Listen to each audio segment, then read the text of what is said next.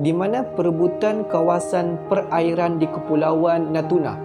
Milik siapakah sebenarnya di Kepulauan Natuna ini?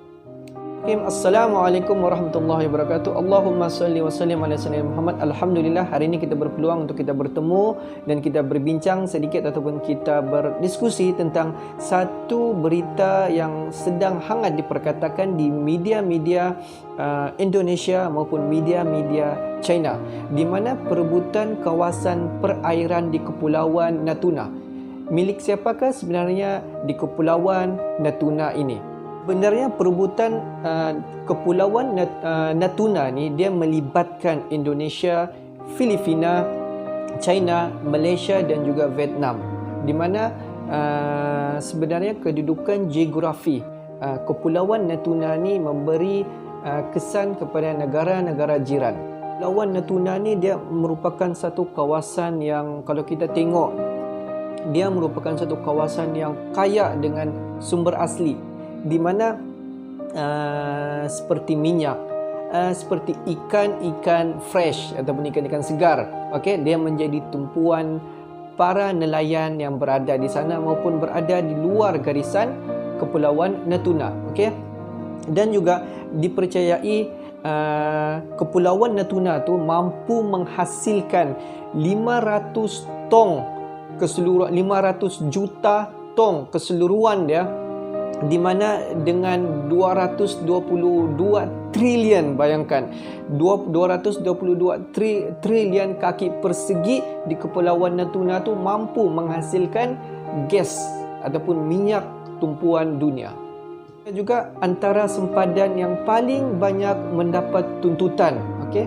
Beberapa kali kenampakan ataupun kapal layar Coast Guard China berada di perairan Kepulauan Natuna.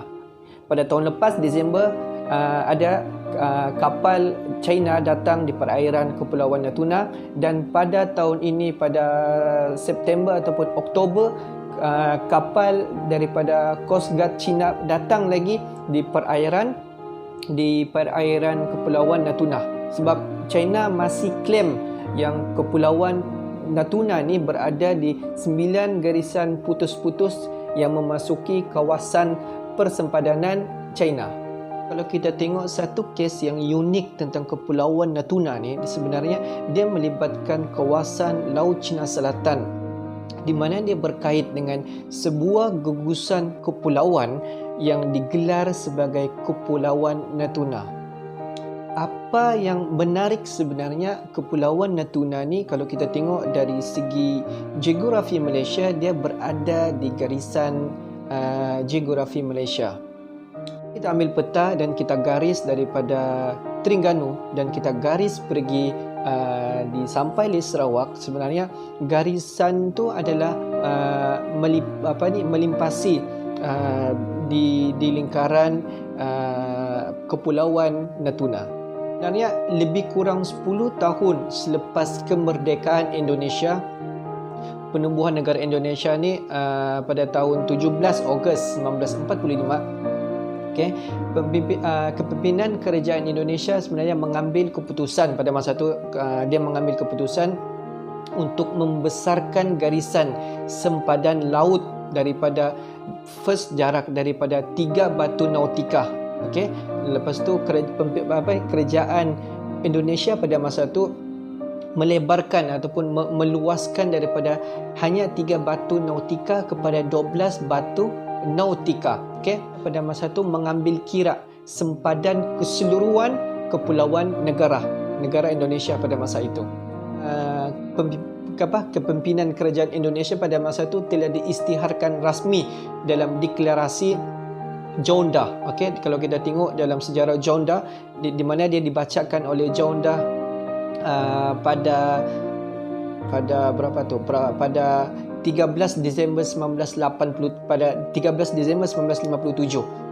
Masih pada masa itu meluaskan sempadan Indonesia pada masa itu. Walaupun pada masa itu tindakan ini banyak tentangan daripada negara-negara barat, okey, termasuklah Jepun, di mana pada masa itu Amerika Syarikat, Britain, Australia, New Zealand, Perancis dan Diorang telah menghantar bantahan. Diorang tak setuju yang Indonesia ni ingin meluaskan persempadan daripada 3 nautika kepada 12 batu nautika. Semua negara-negara itu hantar surat bantahan, tak setujulah supaya kawasan persempadan tu diluaskan kepada 12 batu nautika. Indonesia membahaskan sebagai sebuah negara kepulauan, garis sempadan yang besar diperlukan, untuk membolehkan negara Indonesia pada masa itu menjadi macam negara yang selamat daripada pelbagai ancaman. Berdasarkan kepada garis sempadan yang telah diumumkan oleh pimpinan Indonesia pada masa itu, di mana Kepulauan Natuna tu pada masa tu, yang di mana Kepulauan Natuna ni sebenarnya berada di garisan geografi Malaysia, telah diisytiharkan sebagai salah satu wilayah rasmi di bawah jajahan Indonesia. Kanan antarabangsa tiada yang menghalang untuk Indonesia mempertahankan kedudukan wilayah dia pada masa itu.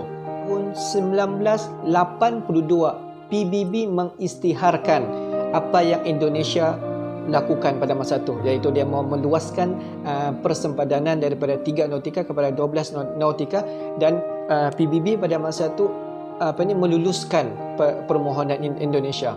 Itulah pada tahun 1982 secara rasmilah Kepulauan Natuna tu sebenarnya dinobatkan secara sah sebahagian daripada wilayah di bawah wilayah Indonesia. Tidak pernah pun sebenarnya mengklaim yang Kepulauan Natuna tu adalah kepunyaan Malaysia.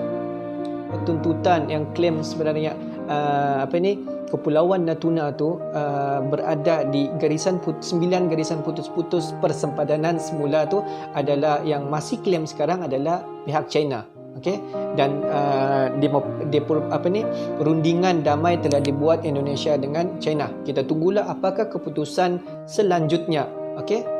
Apakah keistimewaan Kepulauan Natuna ni yang membuatkan orang ingin membuat tuntutan kepada pulau tersebut? Sebenarnya pada tahun 2017 populasi Natuna ni sebenarnya dia dikatakan seramai orang yang tinggal di dalam Kepulauan Natuna ni sebanyak 76,192 orang. Daripada 76,192 orang tu 85% adalah keturunan Melayu, dan hanya 6.34% Jawa dan 2.5% adalah Tionghoa, dan selebihnya seperti Banjar, Batak, adalah selebihan daripada jumlah keseluruhan. Pada 76,000 penduduk di Kepulauan Natuna tu sebenarnya 82% penduduk yang tinggal di sana adalah penduduk yang mengamalkan cara hidup Islam, dan pecahan itu sebaliknya adalah non-Muslim. Unik tentang Kepulauan Natuna ni sebenarnya bahasa ataupun language orang-orang di sana hampir sama dengan bahasa di Terengganu. Itu adalah satu keunikan. Kalau kita tengok di mana-mana video, sebenarnya bahasa language orang-orang Natuna, Kepulauan Natuna ni hampir sama dengan bahasa-bahasa di Terengganu. Kepulauan Natuna tu sebenarnya dalam satu Kepulauan Natuna tu yang luas dia dalam 22 trilion kaki persegi. Di mana dalam Kepulauan Natuna tu dia ada 154 buah pulau. Dan 27 pulau yang ada penduduk mendiami pulau tu, hanya 27 pulau. Adalah serba sedikit tentang Kepulauan Natuna, dan kita nantikan apakah perkembangan seterusnya tentang Kepulauan Natuna. Pun sejak akhir-akhir ni kita tengok banyak agenda-agenda China yang cuba untuk mengambil Kepulauan Natuna. Ini untuk itu saja info tentang Kepulauan Natuna. Dan jangan lupa share, like dan komen. Assalamualaikum warahmatullahi wabarakatuh.